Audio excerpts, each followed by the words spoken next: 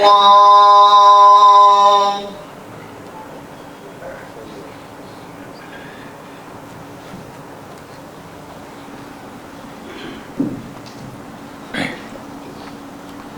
السلام عليكم ورحمة الله وبركاته. الحمد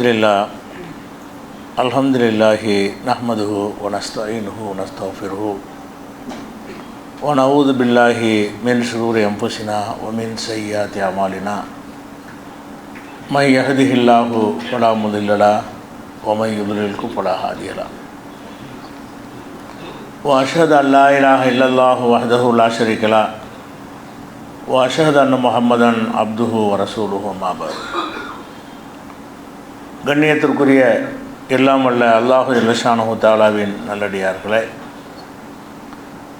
மரணித்த யாராக இருந்தாலும் அவர்கள் இந்த உலகத்தோடு எந்த தொடர்பும் கொள்ள முடியாது, அவர்களை நாம் தொடர்பு கொள்ளவும் முடியாது என்பதை ஏராளமான சான்றுகளுடன் கடந்த வாரங்களில் நம்ம விளக்கியிருக்கிறோம்.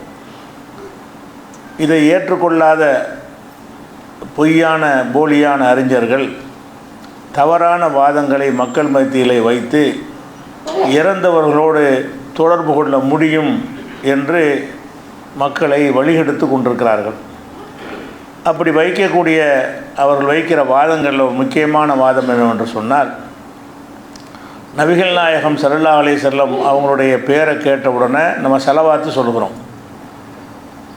அதே மாதிரி தொழுகையில் அத்தஹியாத்து ஓதும் பொழுதும் அவங்களுக்காக நம்ம ஸலவாத்து சொல்கிறோம். பாங்கு சொல்லி முடிந்தவுடனே அவங்க மீது நம்ம ஸலவாத்து சொல்கிறோம்.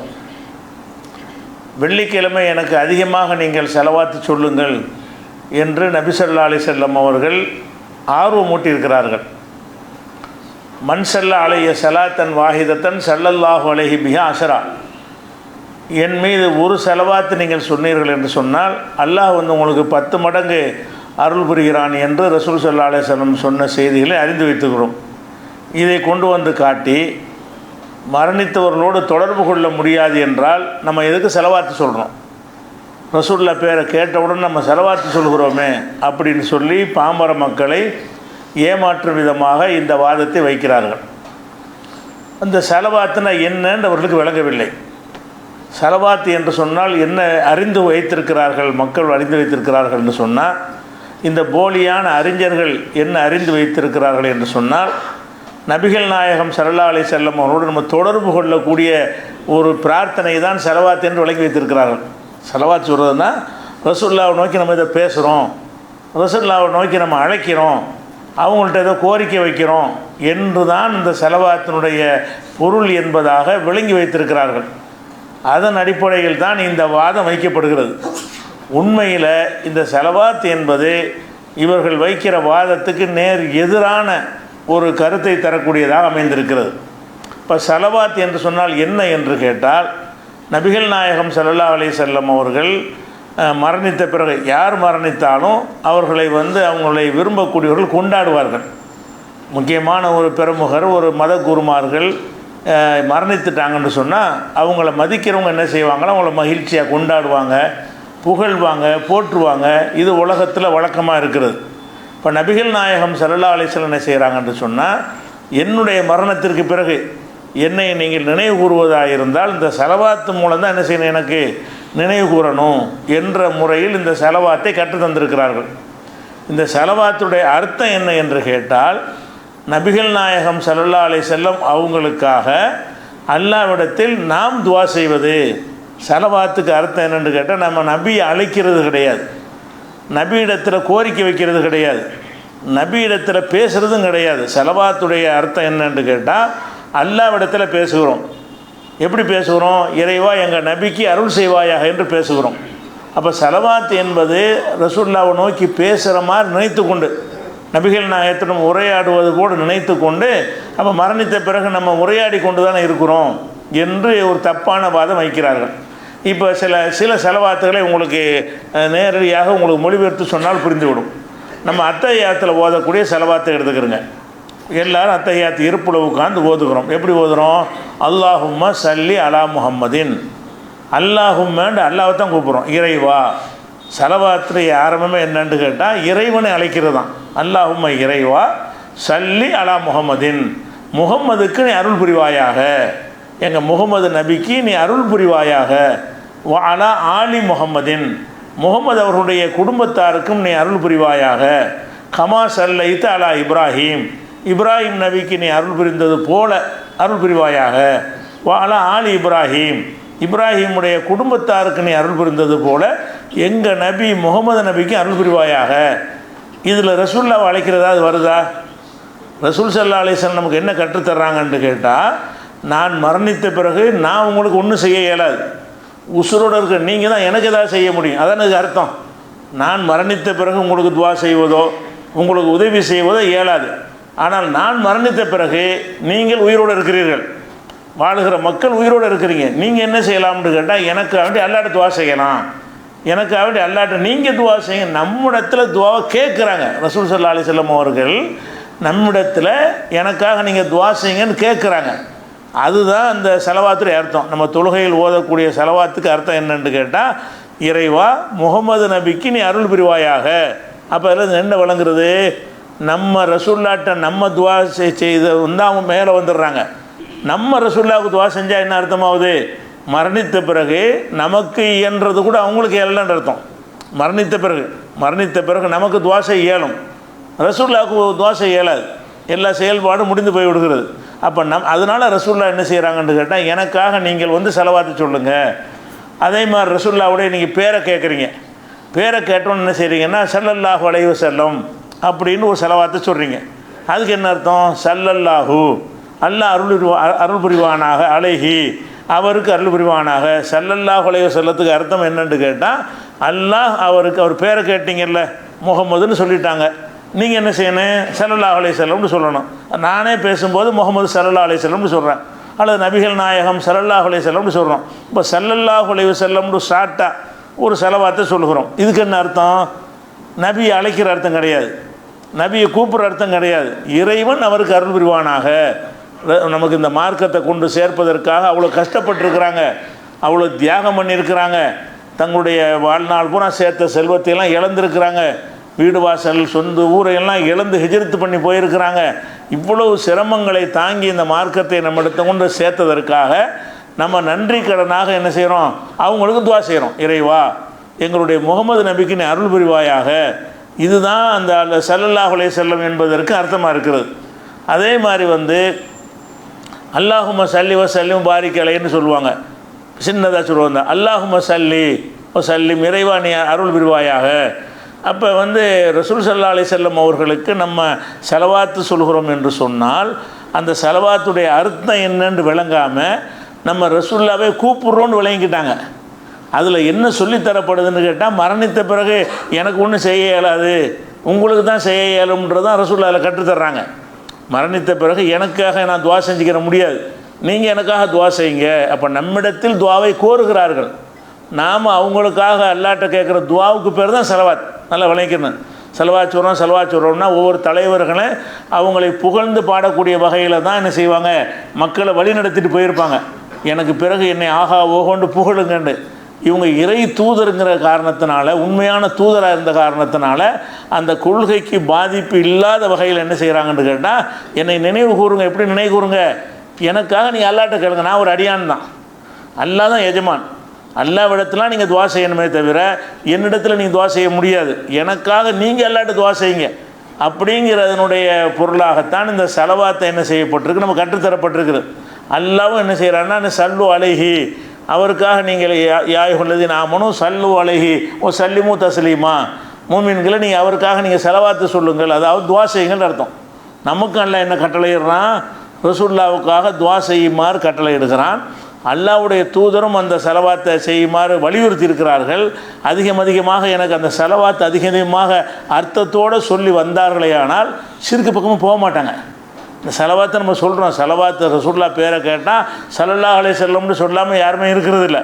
அந்த அளவுக்கு ரசூல்லா மேலே செலவாத்து சொல்லக்கூடியவர்கள் அதனுடைய பொருள் என்ன, அதனுடைய கருத்து என்ன விளங்குனாங்க என்று சொன்னால், இந்த இறந்தவர்களுக்கு ஆற்றல் இல்லைங்கிறத வழங்கிக்கிடுவாங்க. அதனுடைய பொருள் என்ன? முகமது நபி அவர்களுக்காக வேண்டி நாம் அல்லாவிடத்தில் துவா செய்வது, செலவாத்துக்கு அர்த்தம் என்ன? முகமது ஸல்லல்லாஹு அலைஹி வஸல்லம் அவங்களுக்காக வேண்டி நாம் அல்லாஹ்விடத்தில் துவா செய்வதற்கு பெயர் தான் எது? செலவாத்து. அப்போ ரசூல் அந்த செலவாத்தை கற்றுத்தந்ததன் மூலமாக அந்த தௌஹீதை ஆழமாக பதிய செய்கிறார்கள். என்னிடத்தில் வந்து இதை கேட்டுப்படாதீங்க, என்னிடத்தில் துவா செய்ய கோரிவிடாதீர்கள், உங்கள் தேவைகளை என்னிடத்தில் கேட்டுறாதீங்க, எனக்காக நீ அல்லாட்ட கேளுங்க.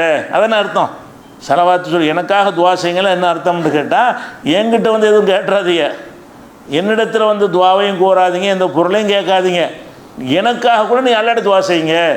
எவ்வளோ அற்புதமாக இந்த செலவாத்து என்பது ஏகத்துவ கொள்கையை, அல்லாவை மாத்திரம்தான் அழைக்கணுங்கிற கொள்கையை, இறந்தவர்கள் ஒன்றும் செய்ய முடியாதுங்கிற கொள்கையை தெல்ல தெளிவாக சொல்லக்கூடிய இந்த செலவாத்தை வைத்து கொண்டு என்ன செய்கிறாங்கன்னு கேட்டால், நம்ம என்ன செலவாத்துனா இப்படி மக்கள் விளங்கி வச்சுருக்குறாங்க. எப்படி நம்ம ரசூல்லாட்ட இதை பேசுகிற போல இருக்குது. செலவாத் சொல்கிறதுனா ரசூல்லாவோட நம்ம உரையாடுகிறோம், ரசூல்லாட்ட நம்ம அழைக்கிறோம்னு நினைத்து கொண்டிருக்கிறார்கள் மக்கள் அறியாமையில். அந்த அறியாமை நீக்கிறதுக்கு பதிலாக என்ன செய்கிறாங்க? அறிஞர்கள்னு சொல்லக்கூடியவங்க உங்களுடைய அறியாமையை வச்சுக்கிட்டே உங்களை தவறான வழி கொண்டு போகிறாங்க. தப்பான அர்த்தத்தில் இருக்கிற. இப்போ அந்த அர்த்தம் இல்லை. ரசூல்லாட்ட நம்ம பேசுகிறது இல்லை, நம்ம பேசுகிற அல்லாட்ட தான் பேசுகிறோம், ரசூல்லாவுக்காக தான் துவா செய்கிறோம் அப்படின்னு விளக்கி மக்கள்கிட்ட இருக்கிற அறியாமையை நீக்க கடமைப்பட்டவர்கள் என்ன செய்கிறாங்கன்னா, அந்த அறியாமையை ஒரு கருவியாக பயன்படுத்தி கொண்டு, ஆதாரமாக பயன்படுத்தி கொண்டு இறந்தவர்களோடு நம்ம பேசலாம், ரசூல்லாவோட பேசுகிறோமே, செலவாத்தின் மூலமாக பேசத்தானே செய்கிறோம் அப்படின்னு சொல்லி என்ன செய்கிறாங்கன்னா மக்கள் வழிகெடுக்கிறாங்க. இது ஒரு விஷயத்தை விளங்கிக்கணும். அதே மாதிரி வந்து நம்ம பாங்கு சொல்கிறாங்கல்ல, பாங்கு சொன்ன உடனே அதுக்குன்னு ஒரு பதில் சொல்ல வேண்டிய முறையை ரசூல்லா கற்றுத்தர்றாங்க. பாங்கு சொன்னாங்கன்னா மொதின்னு சொல்கிற மாதிரி நீங்களும் சொல்லுங்கள். அவர் அல்லாஹ் அக்பர் அல்லாஹ் அக்பர்னா நீங்கள் அதையே சொல்லுங்கள். அவர் அஷஹது அல்லா இலாஹ இல்லல்லாஹ்னா நீங்கள் அதையே சொல்லுங்கள். அவர் அஷஹது அன்ன முஹம்மது ரசூலுல்லாஹ் சொன்னார், நீங்கள் அதையே திருப்பி சொல்லுங்கள். அவர் ஹய்யா அலா ஸலா சொன்னார்னா நீங்களும் ஹய்யா அலா ஸலாவும் சொல்லிக்கிறலாம், அல்லது லா ஹவ்ல வலா குவத்த இல்லா பில்லா இதை ரெண்டில் ஒன்று சொல்லிக்கிறலாம். அவர் ஹய்யா அல் ஃபலான்னு சொன்னார்னா அது ரெண்டில் ஏதாவது ஒன்று சொல்லிக்கிறலாம். அவர் லா இலாஹ இல்லல்லாஹ்னா நீங்கள் அதை சொல்லிக்கிறங்க. பாங்கு சொன்னவர் சொல்வது போலவே நீங்கள் பதில் சொல்லுங்கள் அப்படின்னு ரசூலுல்லாஹ் சொல்லிவிட்டு பிறகு என்ன செய்யுங்கன்னு கேட்டால், எனக்காக வேண்டி வசீலான்னு ஒரு பதவி எல்லாம் மறுமையில் வச்சுருக்கிறான். அது வந்து ஒரு ஆளுக்கு தான் கொடுக்க போகிறான். சில பதவிகள் வந்து பல பேருக்கு கொடுக்கக்கூடிய பதவிகள் இருக்கும். அது ஜன்னத்துல் ஃபிர்தௌஸ்ன்னு இருக்குது, ஒரு ஆளுக்கு தருவான், கோடான மக்களுக்கு அதை கொடுப்பான்ல. அந்த மாதிரி இல்லாமல் அதில் வசீலாங்கிற ஒரு தகுதி, ஒரு உயர்தரமான ஒரு அந்தஸ்து, இந்த வசீலான்னு ஒரு தரஜாவை எல்லாம் மறுமையில் வைத்திருக்கிறான். அதை வந்து ஒரே ஒரு அடியாருக்கு தான் கொடுக்க இருக்கிறான். அந்த ஒரு அடியாராக நான் இருக்க வேண்டும் என்று ஆசைப்படுறேன். ரசூலுல்லாஹ் சொல்கிறாங்க, வசீலான்னு ஒரு பதவி எல்லாம் வச்சுருக்கிறான், அந்த பதவியை ஒரு ஆளுக்கு தான் எல்லாம் கொடுக்க போகிறான். அந்த ஒரு ஆளாக மற்ற நபிமார்கள் இருப்பதை விட நான் தான் இருக்கணும்.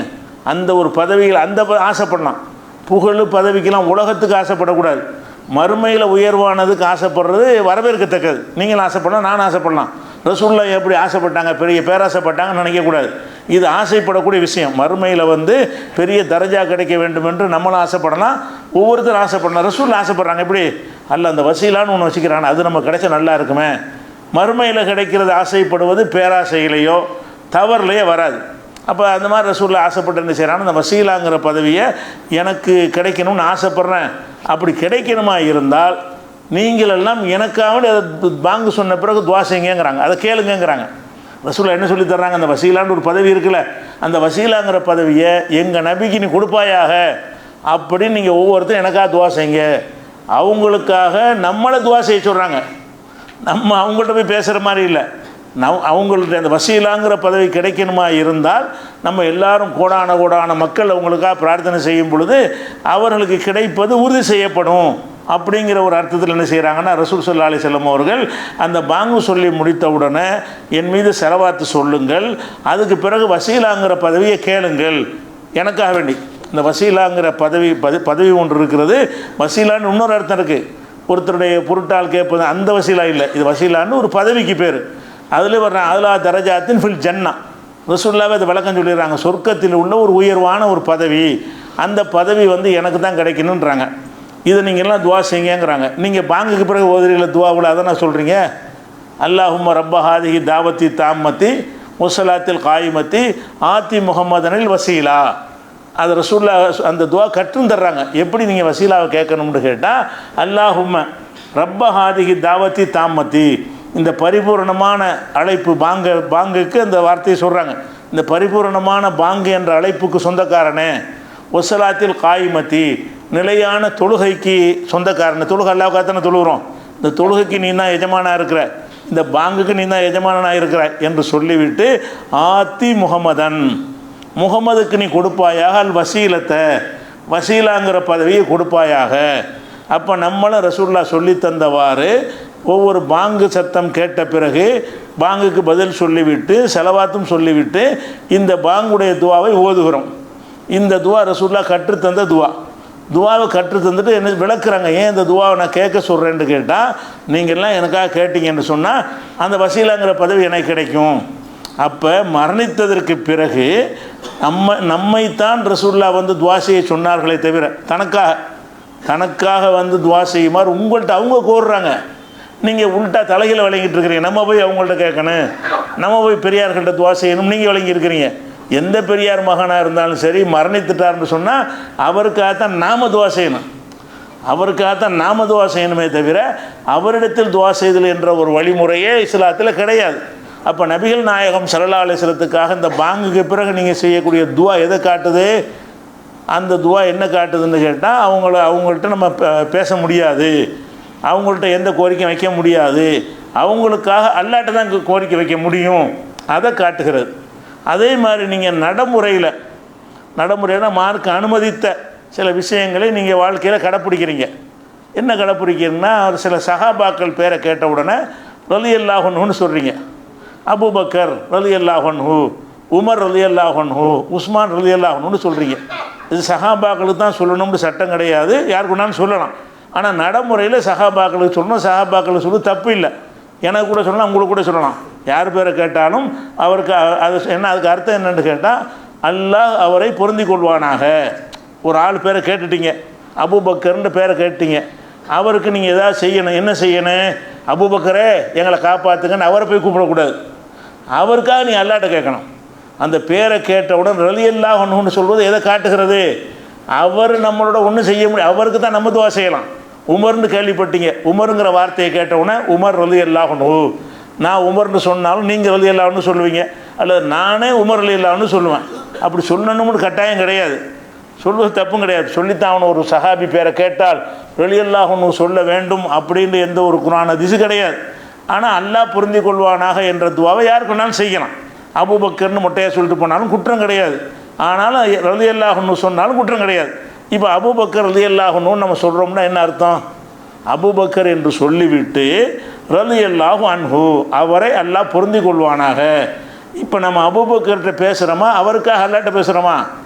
நம்ம அபூபக்கரை கூப்பிடலையே, அபூபக்கரே அப்படின்னு அவரை நோக்கி நம்ம பேசுகிறோம், உமரை நோக்கி நம்ம பேசுகிறோம். நம்ம யாரை நோக்கி பேசுகிறோம்? ரலியல்லாஹு, அல்லாஹ் அவரை பொருந்தி கொள்வானாக. அப்போ அல்லாஹ் அவரை பொருந்தி கொள்வானாங்கிற துவாவை தானே நம்ம எல்லா சஹாபிக்கும் பயன்படுத்துகிறோம். அப்போ அந்த சஹாபாக்களில் யாரையாவது நோக்கி பேசுகிற மாதிரி நம்ம வளமையிலையாவது இருக்குதா? எந்த ஒரு பெரியாரை கேட்டாலும் என்ன செய்கிறோம்? ரலியல்லாஹு அன்ஹு. எந்த ஒரு சஹாபி பேரை கேட்டாலும் அபூ ஹுரைரா ரலியல்லாஹு அன்ஹுங்கிறோம். பெண்களாக இருந்தால் ரலியல்லாஹு அன்ஹான்னு சொல்கிறோம், ஆயிஷான்னு சொல்லிவிட்டு அல்லாஹ் அவரை பொருந்தி கொள்வானாகங்கிறோம். அப்போ ஆயிஷா நாயோட நம்ம உரையாட முடியாது, அவங்க மொத்தம் போயிட்டாங்க. அவங்களுக்காக அல்லாட்ட உரையாடலாம். அல்லா தான் ஹயாத்தாக இருக்கிறவன், என்றென்று உயிரோடு இருக்கிறோம், அவன் தான். நம்மளும் உயிரோடு இருந்துக்கிட்டு இருக்கிறோம். அப்போ உயிரோடு இருக்கிற நாம் உயிரோடு இருக்கிற எல்லா விடத்தில் என்ன செய்கிறோம்? ஆயிஷா நாய்க்காக, அபூபக்கருக்காக, உமருக்காகலாம் துவா செய்கிறோம். அப்போ இதில் என்ன விளங்குகிறது? நம்ம எந்த ஒரு மனிதருக்காகவும் நம்ம தான் அல்லாட்ட துவா செய்யணும். இறந்துட்டு உசுரோடு இருந்தாங்கன்னா அவங்களும் செய்வாங்க, மரணிச்சிட்டாங்கன்னு சொன்னால் நான் உசுரோடு இருக்கிறேன், நாம் தான் அவங்களுக்கு அல்லாட்ட துவா செய்யணுமே தவிர நீங்கள் அல்லாட்ட கேட்டு வாங்கித்தாங்க, நீங்கள் எங்களுக்கு பேசி வாங்கித்தாங்க, நெருக்கத்தை உண்டாக்கித்தாங்கன்னு கேட்க முடியாது. அப்படி கேட்க முடியுமா இருந்தால் அது மாதிரியான சொற்களை மார்க்கம் கற்று தந்திருக்கும். ரசூல்லாவுடைய செலவாத்தை வேறு மாதிரி ரசூல்லா கற்று தந்திருப்பாங்கல்ல. என் பேரை கேட்ட உடனே முகமதே நீங்கள் பார்த்து ஏதாவது உதவி செய்யுங்கிற மாதிரி ஒரு அர்த்தம் தரக்கூடிய சொல்ல கூட கற்று தந்திருக்கலாம்ல. அப்படி கற்றுத்தரலையே, எனக்கா அல்லாட்ட கேளுங்கன்னு தான் கற்றுத்தர்றாங்க. அதை ஒன்று பார்க்குறோம். அதே மாதிரி என்ன செய்கிறோம்னு கேட்டால், ஒரு சஹாபி இல்லாத பெரியார்கள் இருக்காங்கன்னு வைங்க, இமாம்கள் பெரியார்கள் அவங்களாம் இருக்கிறாங்க. அவங்களுக்கெல்லாம் நீங்கள் என்ன சொல்கிறீங்க? ரஹ்மத்துல்லாஹி அலைஹிங்கிறீங்க. அபு ஹனீஃபா ரஹ்மத்துல்லாஹி அலைஹி, ஷாஃபி ரஹ்மத்துல்லாஹி அலைஹி, ஏதோ ஒரு பெரியார், எந்த ஒரு பெரியாரை அறிஞரை குறிப்பிட்டாலும் அதுக்கு பின்னாடி என்ன அடைமொழி சேர்க்குறீங்க? ரஹமத்துல்லாஹி அலைஹி, அவருக்கு அல்லாஹ்வுடைய ரஹமத்து கிடைக்கட்டுமாக. அங்கேயும் அவரை நோக்கி பேசலை. அபு ஹனீஃபாங்கிற பேரை பயன்படுத்தும் போது நீங்கள் என்ன சொல்கிறீங்கன்னா, இமாம் அபு ஹனீஃபா ரஹமத்துல்லாஹி அலைஹி சொன்னார்கள், இமாம் ஷாஃபி ரஹமத்துல்லாஹி அலைஹி சொன்னார். யார் வேணாலும் சொல்லலாம். இந்த ரஹமத்துல்லாஹி அலைஹி வந்து பெரிய பெரிய இமாமுக்கு தான் சொல்லணும்னு கிடையாது. ரஹமத்து எல்லாருக்கும் தானே வேணும். எனக்கு தான் வேணும், உங்களுக்கு தான் வேணும், செத்த ஆளுக்கு தான், உயிரோடு உள்ள ஆளுக்கு தான் வேணும். ஒரு நபரை பற்றின்னு பேசும்போது கூட ரஹமத்துல்லாஹி அலைஹின்னு சொல்லலாம். ஆனால் வழக்கத்தில் இப்படி ஆக்கிட்டோம். நம்ம வழக்கத்தில் என்ன செஞ்சிட்டோம், இறந்து போனவங்களை பற்றி பேசும் பொழுது, பெரியவர்களை பற்றி பேசும் பொழுது ரஹமத்துல்லாஹி அலைஹின்னு சொல்லணுங்கிறத வழக்கமாக்கிக்கிட்டோம். தப்பு இல்லை. ஆனால் யாருக்கு வேண்டாலும் செய்யலாங்கிற வகையில் அவருக்கும் செய்யலாம். யாருக்கு வேண்டாம் ரஹமத்துல்லாஹி அலைஹின்னு எனக்கும் சொல்லலாம், உங்களுக்கும் சொல்லலாம்ல. அந்த மாதிரி அபு ஹனீஃபாவுக்கும் சொல்லிக்கிறலாம். இப்போ நம்ம பிரச்சனை என்னன்னு கேட்டால், அபு ஹனீஃபான்னு அந்த பேரை சொன்ன உடனே நீங்கள் அபு ஹனீஃபாவை கூப்பிட்டீங்களா? ஷாஃபின்னு பேரை சொன்னோன்னே ஷாஃபின்னு கூப்பிட்ற மாதிரி இந்த 14 நூற்றாண்டாக அந்த சொற்கள் கற்றுத்தரப்பட்டிருக்கிறதா? இந்த 14 நூற்றாண்டாக இருக்கிற இது அபு ஹனீஃபா காலத்துக்கும் நம்ம காலத்துக்கும் 14 நூற்றாண்டு ஆகிவிட்டது, நெருங்கி வந்துருச்சு. அப்போ 14 நூற்றாண்டுகளாக, 13 நூற்றாண்டுகளாக, 12 நூற்றாண்டுகளாக சில பெரியார்கள் பெயர்களை பயன்படுத்தும் பொழுது அவங்களோட சேர்த்து ரஹமத்துல்லாஹி அலைஹி. இப்போ ரஹமத்துல்லாஹி அலைஹின்னு சொன்னால் அதுக்கு என்ன அர்த்தம் என்றால், அவருக்கு அல்லாஹ் அருள் புரியட்டும். ஒரு ஆள் பேரை கேட்ட உடனே அவர் நம்ம என்ன நினைவு வரணும், அவருக்காக நம்ம அல்லாட்ட துவா செய்யணும். அதான் அவங்களுக்கு செய்கிற மரியாதை. எந்த ஒரு பெரியார் மதிக்கத்தக்கவர் நீங்கள் நினைச்சாலும் சரி, அவருக்கு நீங்கள் மரியாதை செலுத்த வேண்டும், அன்பு செலுத்த வேண்டும் என்று விரும்பினீர்களேயானால் அதுக்குரிய ஒரே வழி என்னவென்றால், அவருக்காக அல்லாட்ட நீங்கள் துவா செய்வது. அவர் போய் சேர்ந்துட்டார், நிறைய சேவையெல்லாம் செஞ்சுருக்கிறாரு, அவர் பற்றி நிறைய மார்க்க கல்வியெல்லாம் நம்ம கற்றுக்கிட்டோம், அவர் மூலமாக சில நிறைய விஷயங்களை அறிந்து கொண்டோம், அவருக்கு நம்மால் என்ற நன்றி கடை என்னன்னு சொன்னால் அவருக்காக துவா செய்வது. அபு ஹனீஃபா அவர் மூலம் சில விஷயங்களை அறிஞ்சிருப்பீங்கல்ல, ஷாஃபின்னா அவர் மூலம் சில விஷயங்களை அறிஞ்சிருப்பீங்க. எந்த ஒரு அறிஞராக இருந்தாலும், இப்னு ஹஜர்ன்ற ஒரு இமாம் இருந்தார், அவர் மூலமாக நிறைய விஷயங்களை அறிஞ்சிருக்கிறீங்க. அவர் பேரை நீங்கள் பயன்படுத்துகிறீங்க, அது நான் தான் பயன்படுத்துகிறேன், இல்லை நான் பயன்படுத்தி நீங்கள் கேள்விப்படுறீங்க. அப்போ நீங்கள் என்ன செய்யலாம், இப்னு ஹஜர் ரஹமத்துல்லாஹி அலைஹின்னு நானும் சொல்லுவேன், கேட்குற நீங்களும் சொல்லலாம், தப்பு இல்லை. அதுக்கு என்ன மீனிங் என்ன, அவருக்கு அல்லாஹ் அருள் புரியட்டும். ஏன்னா அவரால் சமுதாயம் நிறைய பயன்பட்டுருக்கிறது, நாங்களும் பயன்பட்டுருக்குறோம். அதுக்கு நன்றி என்னன்னு சொன்னால் அவருக்கு அல்லாஹ்ட்ட துவா செய்வது தான். அதுக்கு நன்றி என்ன கிடையாது, அவர் அழைக்கிறது கிடையாது, அவர்கிட்ட கோரிக்கை வைக்கிறது கிடையாது. இப்னு ஹஜர் அவர்களே நீங்கள் பார்த்து அல்லாஹ்ட்ட வாங்கித்தாங்க, அபு ஹனீஃபா அவர்களே நீங்கள் சொல்லி அல்லாஹ்ட்ட வாங்கித்தாங்க அப்படிங்கிற மாதிரிலாம் சொல்கிற அர்த்தமே வரல. இந்த அப்துல் கார் ஜீலானிங்கிறாங்க, அவரை சொல்லும்போது ரஹமத்துல்லாஹி அலைஹி தானே சொல்கிறீங்க. அப்துல் கார் ஜீலானி ரலியல்லாஹு அன்ஹு சில பேர் சொல்லுவாங்க, மார்க்கப்படி தப்பில் யாருக்கும் சொல்லலாம். அப்போ அப்துல் கார் ஜீலானி ரஹமத்துல்லாஹி அலைஹிங்கிறீங்க, அவருக்கு அல்லாஹ் ரஹமத் செய்யணும். இதானப்பா மார்க்கம் கற்று தந்திருக்குது. இது 14 நூற்றாண்டாக 72 கூட்டம் ஒத்துக்கிட்ட விஷயம் இல்லை. இது யார் பேரை கேட்டாலும் அது இந்த வார்த்தையை தானே சொல்லிக்கிட்டு வர்றீங்க நீங்கள். அவர் ஷாஃபியாக இருக்கட்டும், ஹனபியாக இருக்கட்டும், ஷியாவாக இருக்கட்டும், யாராக இருக்கட்டும், எந்த ஒரு பெரியார் பேரை கேட்டாலும் ரஹமத்துல்லாஹி அலைஹின்னு சேர்த்துறீங்களா இல்லையா?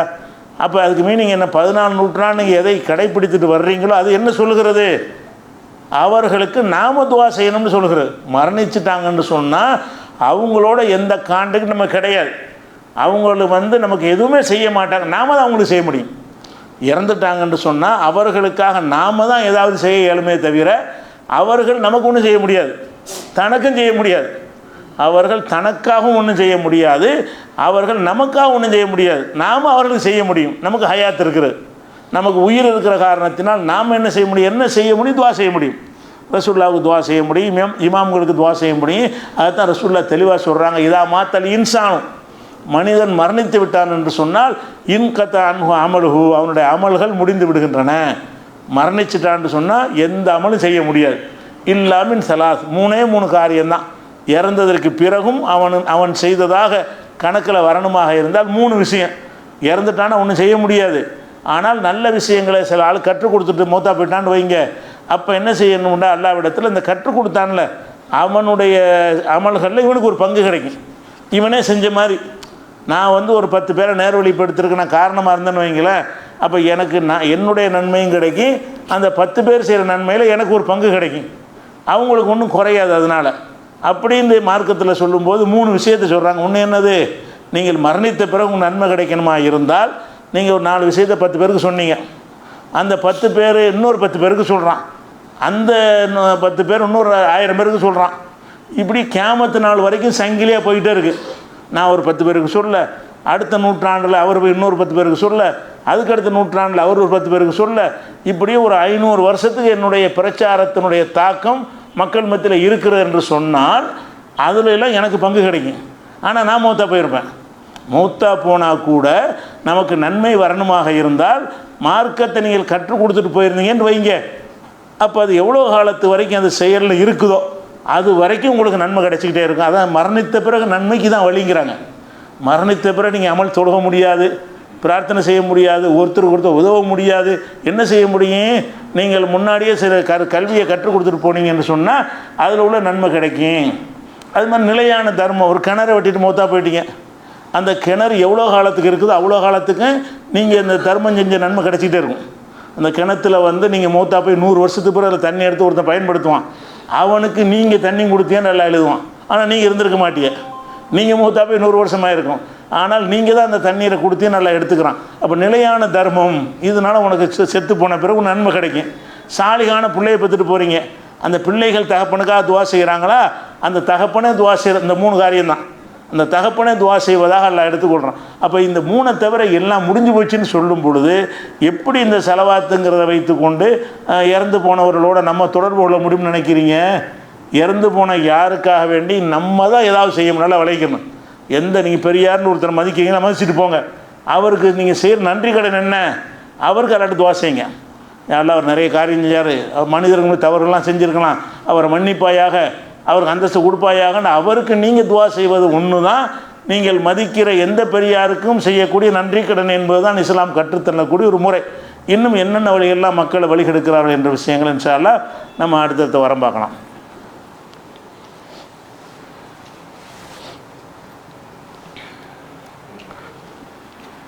அன்பிற்குரிய சகோதரர்களே, ஒரு 3 நாட்களுக்கு முன்னால் டெல்லியில் ஒரு நிகழ்ச்சி நடத்துகிறார்கள். அது எதுக்கு நடத்துகிறாருன்னா, வெண்மை புரட்சின்னு சொன்னால் இந்த பால் இருக்குல்ல, பால் மூலமாக பொருளாதாரத்தை வளர்க்குறத வெண்மை புரட்சிம்பாங்க. இந்த விவசாயத்தின் மூலமாக பொருளாதாரத்தை வளர்க்குறது பசுமை புரட்சிம்பாங்க. இந்த கலர் சேர்த்துக்கிறவாங்க. பசுமை புரட்சின்னா விவசாயத்தில் சில மாற்றங்களை செய்து பொருளாதாரத்தை பெருக்கிறது, அதிக உற்பத்தி பண்ணுறது, அந்த மாதிரியான ஆய்வுக்கு பசுமை புரட்சியுமாங்க. பாலுங்கிறது ஒரு பெரிய பொருளாதார வளம். அந்த பால் மூலமாக மக்களுடைய பொருளாதாரத்தை டெவலப் பண்ணுவதற்கு வெண்மை புரட்சி என்று ஒரு பேரில் சொல்லிக்கிட்டு இருக்கிறாங்க. அந்த வெண்மை புரட்சி சம்பந்தமான ஒரு நிகழ்ச்சி நடக்கிறது. இந்த பால் பொருளை எப்படி விவசாயிகளுக்கு அதிக நன்மை உள்ளதாக ஆக்குவது அப்படின்ற ஒரு நிகழ்ச்சி நடக்கும் பொழுது அதில் உள்துறை அமைச்சர் அமித்ஷா பேசுகிறார். அந்த நிகழ்ச்சியில் கலந்துக்கிட்டு பேசுகிறாரு, இந்த பாலை மட்டும் வச்சுக்கிட்டு இருந்தீங்கன்னு சொன்னால் அது விவசாயிக்கு நன்மை தராது. விவசாயிகள் கிராமங்களை விட்டு நகரத்துக்கு வந்து கொண்டே இருக்கிறார்கள். அவர் சொல்கிறார், விவசாயிகள் கிராமங்களில் இருக்கிற மக்கள் மாடு வளர்க்குற மக்கள், அந்த மாடே தங்களுடைய வாழ்வாதாரத்துக்கு போதுமானது இல்லை என்று விளங்கி நகரத்தை நோக்கி நகர்ந்து கொண்டிருக்கிறார்கள். கிராமத்தில் மக்கள் இருக்க மாட்டேங்கிறாங்க. அதனால் இந்த பாலை மட்டும் நம்பிக்கிட்டு அவங்கள விட்டோம்னு சொன்னால் அது பயன் தராது. அதனால் என்ன செய்யணும்னு கேட்டால், பாலை எப்படி பொருளாதார வளர்ச்சிக்கு பயன்படுத்துகிறோமோ அதே போல் மாட்டினுடைய சாணத்தையும் மூத்திரத்தையும் அதை செய்து அவங்க கொள்கை தானே அது, மாட்டு சாண மூத்திரத்தையும் என்ன செய்யணும், அதை விற்பனை செய்து அது அதில் ஒரு பெரிய நன்மை இருக்கிற மாதிரி பிரச்சாரம் செய்து அதையும் காசாக்க வேண்டும். அதையும் காசாக்குவதன் மூலமாக விவசாயிக்கு என்ன செய்யும், மாட்டு மூத்திரத்தை விற்றா லாபம் கிடைக்கும், மாட்டு சாணத்தில் லாபம் கிடைக்கும்னு ஒரு இதை அவங்க கொள்கைப்படி சொல்லிட்டார். அதோடு நிறுத்திக்கிட்டால் பரவாயில்லை. அதுக்கடுத்து ஒரு பெரிய வெடிகுண்டை போடுறார். என்னன்னு கேட்டால், இந்த கிராமத்தில் உள்ள விவசாயிகள் மாட்டினுடைய தோள்களையும் மாட்டின் எலும்புகளையும் அவர்களை பதப்படுத்தி பெரிய பெரிய நிறுவனங்களுக்கு அவங்களே விற்பனை செய்வதன் மூலமாக அந்த கிராமத்திலிருந்து நகரத்துக்கு வரக்கூடிய மக்களை தடுத்து நிறுத்த முடியுங்கிறார். மாட்டுடைய தோலை பதப்படுத்தணுமா, மாட்டுடைய எலும்புகளை பக்குவப்படுத்தி, எலும்புகள் தேவைப்படுற நிறுவனங்கள் இருக்கும்ல, அதுகளுக்கு நீங்கள் எலும்புகளை சப்ளை செய்யணும். ஒவ்வொரு கிராமத்துலேயும் இந்த மாட்டுத்தோலை பதப்படுத்தக்கூடிய ஒரு விஷயத்தை நீங்கள் செஞ்சீங்கன்னு சொன்னால் விவசாயிகள் கிராமத்தை விட்டு நகரத்துக்கு வரமாட்டான். அவனுக்கு வருவா கிடைச்சா வரமாட்டான்ல. கிராமத்திலே ஒரு மாடு வச்சுக்கிறவனுக்கு அதுலேருந்து ஒரு ஃபாய்தா இருக்கும் என்று சொன்னால் கிராமத்தை விட்டு நகரத்துக்கு வர அவசியம் இருக்காது. அப்படிங்கிற அதையெல்லாம் புள்ளி வரம் கொடுத்துருக்காங்க அதிகாரிகள். இந்த இந்த பசுவதைங்கிற கொள்கை எடுத்துக்கொண்டு மனுஷனை அடித்து கொள்கிற காரணத்தினால விவசாயிகள் பெரிய நஷ்டப்படுறாங்க. வெறும் பாலை மட்டும் நம்ம அவங்களுக்கு வாழ முடியலை. அதனால் நகரை நோக்கி வர்றாங்க. நகரத்தில் நெருக்கடி ஏற்படுகிறது. கிராமங்கள்லாம் வந்து விவசாயத்தெல்லாம் தலைமொழிகிட்டு போகிற நிலைமை ஏற்படுகிறது என்று சொன்ன பிறகு தான் அவர் வாய் திறந்து இன்றைக்கி பேசியிருக்கிறார். என்ன செய்யணும், மாட்டுடைய தோள்களையும் நீங்கள் பதப்படுத்தி என்ன செய்யணும், பெரிய பெரிய நிறுவனங்களுக்கு, ஷூ தயாரிக்கிற நிறுவனங்கள், அந்த ஹேண்ட்பேக் தயாரிக்கக்கூடிய நிறுவனங்களுக்கெல்லாம் நீங்கள் சப்ளை செய்யணும். கிராமத்தில் உள்ளவங்க அங்கே ஒரு சொசைட்டி மாதிரி வைத்து சப்ளை செய்யணுங்கிறார். இப்போ மாட்டுடைய தோலை பதப்பட்டோம்னா மாடு அறுத்தாத்தானே முடியும். ஒரு பக்கம் சொல்கிறாங்க மாட்டை அறுக்கக்கூடாது, அறுக்கிறவனை பிடிச்சி கொள்கிறாங்க, மாடு இறைச்சி வச்சுருந்தாலும் அடிக்கிறானுவ. அப்போ மாட்டை அடிக்கிறது தெய்வம்ங்கிறாங்க, எங்கள் மாதாவை கொள்ளுவையான்னு கேட்குறாங்க. இப்படிலாம் செஞ்சீங்கன்னு சொன்னால் மாட்டுடைய தோணு எலும்பு தனியாக அப்படி கிடைக்கும். அப்போ உசுரோட வச்சுக்கிட்டே மாட்டுத்தோலை உரிச்சிருவாங்களா? இல்லை, எப்படி இந்த மாட்டு தோல் எப்படி கிடைக்கும் உனக்கு? மாட்டுத்தோலை எடுத்து நீ பதப்படுத்த சொன்னாலேயே மாட்டை அறுக்கணும். அறுக்கிறது சும்மா இருக்க முடியாது, அது விற்பனை ஆகணும், அது மக்கள் வாங்கி திங்கணும். அப்போ உணவாக அதை உட்கொண்டால் மாத்திரம்தான் இவர் சொல்லக்கூடிய நடக்கும். யதார்த்தத்தை அவர் அறியாமல் அதிகாரிகள் எழுதி கொடுத்து பேசிவிட்டார். இதுதான் யதார்த்தம். நீங்கள் வந்து பசுவதைன்னு சொல்லி நீங்கள் செய்யக்கூடிய கிறுக்குத்தனத்தின் காரணமாக கிராமத்தை விட்டு விவசாயிகள் வெளியேறி கொண்டிருக்கிறார்கள். இனிமேல் எவனும் மாடு வளர்க்க மாட்டான். ஏன் வளர்க்க மாட்டான்? அதில் என்ன லாபம் இருக்கிறது? மாடு பால் கறக்கிற வரைக்கும் மாட்டில் லாபம் இருக்குதுன்னு வளர்ப்பான். அதில் கன்று போடுற குட்டி போடுற காலம் வரைக்கும் வளர்ப்பான். ஒரு மாடு 2 மாடாக போகும், 2 மாடு 4 மாடாக போகும்னு வளர்ப்பான். அந்த பருவத்தை தாண்டிடுச்சின்னு சொன்னால் அந்த மாடு அவனுக்கு வந்து ஒன்றும் இல்லாமல் விட முடியாது, வளர்க்கவும் முடியாது. அவன் சாப்பாட்டு கஷ்டப்படுறான், அதுக்கும் சேர்த்து சாப்பாடு போடுவானா? அதுலேருந்து ஒரு ஆதாயம் வச்சு 100 ரூபா லாபம் வந்துச்சுன்னு சொன்னால் 50 ரூபா மாட்டுக்கு செலவழிப்பான். அந்த மாட்டுக்கு 10 பைசா லாபம் இல்லைன்னா கையிலேருந்து 100 ரூபா செலவழிக்க இயலுமா? அப்படி பார்த்து என்ன செய்வாங்கன்ற என்னத்துக்குள்ள அந்த மாட்டை வளர்க்கணும் அப்படின்னு வந்துடுவான். அந்த மாட்டை வந்து மாமிசத்துக்காக விற்பதற்கு நீங்கள் வந்து அது வாசலை திறந்து வச்சிங்கன்னு சொன்னால், அதை ஊக்கப்படுத்துனீங்கன்னு சொன்னால், அதை விற்றுட்டு என்ன செய்வான், புது மாடு ஒன்று வாங்கிக்கிடுவான். 90 ரூபாய்க்கு விற்றுட்டு மாடு ஒரு 10 ரூபா போட்டு புதுசாக நல்ல ஒரு மாட்டை வாங்கிக்கிடுவான். அப்போ அந்த விவசாயி பாதிக்க மாட்டான். அப்படிங்கிற ஒரு விஷயத்தை வந்து நம்ம நீண்ட காலமாக நம்ம சொல்லிட்டு வர்றோம். இவங்களுக்கு இப்போ தான் படுது. விவசாயிகள் கிராமங்களை விட்டு வெளியேறி கொண்டிருக்கிறார்கள் படுகிறது. அதை சொல்லிவிட்டாங்க. சொல்லிவிட்டு சிந்திக்க மாட்டேங்கிறான். எப்படா தாயை கொள்வது? தாய் தானே பசு, மாடுலாம் தாய் தானே. அப்போ மாடுலாம் தாயின்னு சொல்லிக்கிட்டு இருந்தால் தாய் தோலை உரிக்கலாமா? தாயுடைய எலும்பை விற்கலாமா எடுத்து? அந்த சிந்தனை இல்லாமல் இப்போ யதார்த்தத்தை விளங்கி கொண்டு சொல்கிறாரு. அடுத்த ஸ்டேஜ் வருவாங்க பாருங்கள். அடுத்து வந்து அனைவரும் நீங்கள் மாட்டுக்கறி சாப்பிட வேண்டும், அதன் மூலம் நீங்கள் விவசாயிகளுக்கு நீங்கள் உதவி செய்ய முடியும். அப்போ தான் ஏழை விவசாயிகள் வந்து அந்த மாடின் மூலமாக ஆதாயம் பெறுவார்கள். அப்போ தான் கிராமத்தை விட்டு வெளியேற மாட்டார்கள் என்று சொல்லக்கூடிய இதுக்கு முதல் படி. இது கேள்வி வரும்ல, எப்படிப்பா எலும்பு கிடைக்கும், எப்படிப்பா தோல் கிடைக்கும்னு கேட்கும் பொழுது அதுக்கு பதில் சொல்லி ஆகணும்ல. ஆகாயத்துன்னு இறங்குமா தோல்? அது எப்படி வரும்? மாட்டுத்தோலை எடுத்து நீ பதப்படுத்த சொல்கிறாய் என்று சொன்னால் அந்த இடத்துல மாட்டு இறைச்சி வியாபாரம் நடந்தால் தானே பக்குவப்படுத்த முடியும். அப்போ படிப்படியாக முட்டிட்டு குனிகிறாங்க. அதாவது என்ன செய்யலாம், குனிகிறதுக்கு முட்டுறதுக்கு முன்னாடி குனிஞ்சிக்கிறேன், அது மண்டையை காப்பாற்றிக்கலாம். வேகமாக போய் கதவுல முட்டிவிட்டு குனிகிறது. என்ன நன்மை உனக்கு? இந்த மாதிரி தான் இவங்களுடைய எல்லா பைத்தியக்காரத்தான முடிவும் இருக்கிறது. அதுக்கு ஒரு எடுத்துக்காட்டாக இந்த அமித்ஷாவுடைய இந்த 3 நாளைக்கு முன்னாடி வெண்மை புரட்சியில் பேசின பேச்சு ஒரு காரணமாக இருக்கிறது என்பதை ஒரு தகவலாக பதிவு செய்துக்கிறேன்.